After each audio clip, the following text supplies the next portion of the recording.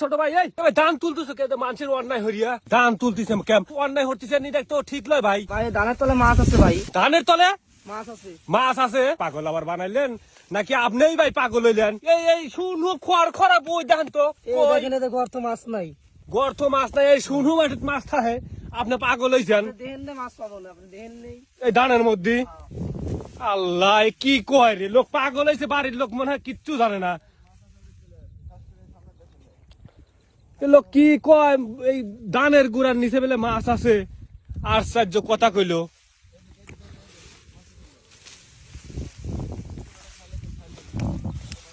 দেখ তুলো এই মাটির বেলে মাছ থাকে মাটি